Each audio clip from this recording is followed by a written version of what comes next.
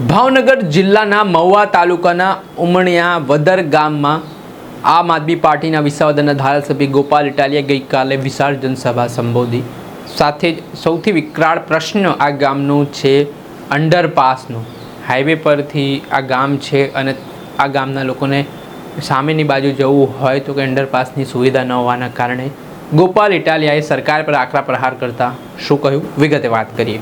વૈષ્ણવજન તો તેને કહીએ જે પીડ પરાઈ જાનાને રે। દર્શક મિત્રો, નવજીવન ન્યૂઝમાં આપનું સ્વાગત છે। હું છું ફૈઝાન। ભાવનગરમાં આમ આદમી પાર્ટીના વિસાવદરના ધારાસભ્ય ગોપાલ ઇટાલિયા, આપ નેતા બ્રિજરાજ સોલંકી સહિતના લોકો દ્વારા મહુવાના ઉમણિયા વદર ગામમાં એક પ્રચંડ જનસભા સંબોધી હતી। મોટી સંખ્યામાં ગ્રામજનો આ સભા સાંભળવા માટે ઉપસ્થિત રહ્યા, જેમાં ગોપાલ ઇટાલિયાએ અલગ અલગ મુદ્દાઓમાં સરકારને આડે હાથ લીધા હતા ને જે લોકોના વિવિધ પ્રશ્નો આ દિવસોમાં ઉપસ્થિત થયા છે તેમાં સરકાર આ સમસ્યાનું નિરાકરણ લાવવામાં નિષ્ફળ નીવડી હોય ત્યાં સુધીના આરોપો તેમના દ્વારા કરવામાં આવ્યા હતા। ત્યારબાદ સૌથી મહત્ત્વનો પ્રશ્ન ઉમણિયા વદર ગામમાં રહ્યો છે તો એ અંડરપાસનો રહ્યો છે।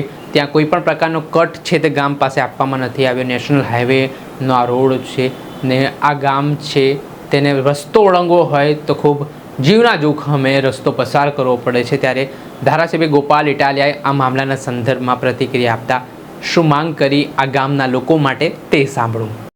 આજે મહુવા તાલુકાના ઉમણિયા વદર ગામે ગ્રામજનો બધા એકઠા થયા હતા। આ ગામ અને આજુબાજુના 20 જેટલા ગામોનો લગભગ 3-4 વર્ષથી એક પ્રશ્ન છે કે આ જે હાઈવે બન્યો છે ગામમાં, એમાં ઉમણિયા વદર તરફ આવવા અને ઉમણિયા વદરથી ભાવનગર કે મહુવા તરફ જવા માટે કોઈ કટ રાખવામાં આવેલ નથી, કોઈ નાળું બનાવ્યું નથી કે પુલ નથી, જેના કારણે આજુબાજુના 20 ગામના લોકોએ મહુવા જવું હોય તો 2.5 કિલોમીટર સુધી ફરીને જવું પડે છે, ભાવનગર તરફ જવું હોય તો પણ ફરીને જવું પડે છે અને કુલ મળીને લોકોને અકસ્માતનો ભય રહે છે। 20 કરતાં વધુ લોકોનું અપમૃત્યુ થયું છે આ કટ નહીં હોવાના કારણે અને સમયનો વ્યય થાય છે। કોઈ બીમાર પડ્યું હોય, ઇમરજન્સી આવી જાય, રત્ન કલાકાર ભાઈઓએ મહુવા કારખાને જવું હોય તો એને ખૂબ ફરીને જવાથી સમય બગડે, ખર્ચો લાગે। આ બધી તકલીફોના કારણે છેલ્લા 2-3 વર્ષથી ગામજનો આજુબાજુના 20 ગામના તમામ જ્ઞાતિના આગેવાનો આમાં સાથે છે। એ બધા એવું કહે છે કે ભાઈ અહીંયા કટ મૂકવો જોઈએ। આટલી સિમ્પલ, આટલી નાની એવી, આટલી મહત્વની બાબતને સાંભળવા વાળો કોઈ માણસ નથી। લોકો એમ નથી કહેતા કે 1-1 કિલો સોનું ઘર દીઠ આપો, લોકો એમ કહે છે કે ખાલી એક નાળું બનાવો તો આવવા જવાની, હરવા ફરવાની સરળતા થાય। હવે એક હાલવા ચાલવાની સરળતા કરવાનો મુદ્દો સાંભળવા માટે કોઈ નેતા કે કોઈ અધિકારી તૈયાર નથી। 20 લોકોના મૃત્યુ થઈ ગયા પછી પણ કોઈની આંખ ખુલતી નથી કે આ જે રોડ બન્યો છે એની ડિઝાઇન ફોલ્ટી છે, ખામીયુક્ત ડિઝાઇન છે। અહીંયા નાળું હોવું જોઈએ ગામમાં આવવા જવા માટે।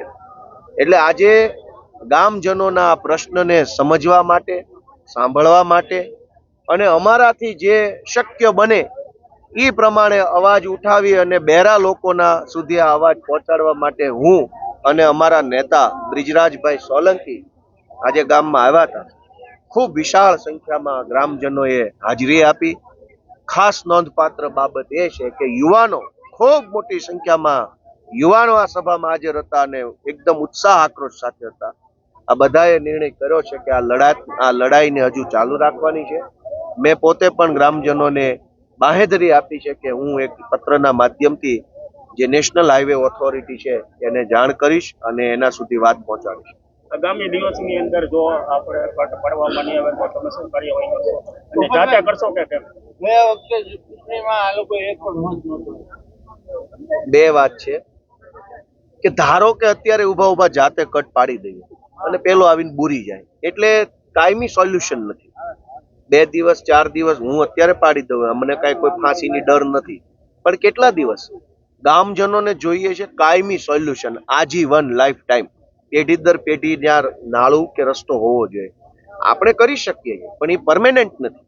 એટલે પહેલો મુદ્દો એ છે કે લડાઈ અમારી એમ છે કે કાયમી નિરાકરણ આવવું જોઈએ હંમેશા માટે. અને બીજી વાત કે ગ્રામજનોએ ગઈ ચૂંટણીમાં કોઈને મત નથી આપ્યા. મેં પણ આજે મારા વક્તવ્યમાં ગામજનોને વિનંતી કરી કે કોઈને મત નહીં આપો તો કોઈ નહીં સાંભળે. એટલે રાજનીતિમાં જે પાર્ટીને મત આપો એ સાંભળે એવી આપણી અપેક્ષા હોય, પણ જે પાર્ટી ન સાંભળે એને મત ન આપો તો જેને આપો એ બીજી પાર્ટી તૈયાર થઈ જાય, એના આગેવાનો, એની ટીમ, એના લોકો સક્રિય થાય. એટલે કોઈને ન આપવાથી પરિણામ નથી. 2 માંથી 3 માંથી 4 માંથી જે સારો માણસ હોય એને મત આપવાથી જ રસ્તો નીકળે એવું મારું માનવું છે. એ મેં ગામજનોને વિનંતી કરી છે. જે આપણે સાંભળ્યા હતા વિસાવદરના ધારાસભ્ય ગોપાલ ઇટાલિયા, તેમણે આ ઘટનાને લઈને માહિતી આપી છે અને જે અંડરપાસ બનાવવાની માંગ અહીંના ગ્રામજનો છેલ્લા ઘણા સમયથી કરી રહ્યા છે તે મુદ્દાને લઈને પણ તેમણે પોતાની પ્રતિક્રિયા આપી છે અને સરકાર સામે હલ્લાબોલ કર્યો છે. દર્શક મિત્ર, આવા જ નવા વિડીયો સાથે આપણે માહિતગાર કરતા રહીશું, લોકોનો અવાજ તમારા સુધી પહોંચાડતા રહીશું. એટલે તમારી નવજીવન ન્યૂઝ જોતા રહો, લાઇક કરો અને વધુમાં વધુ શેર કરો, જેના કારણે તમને નવા અપડેટો મળતા રહે.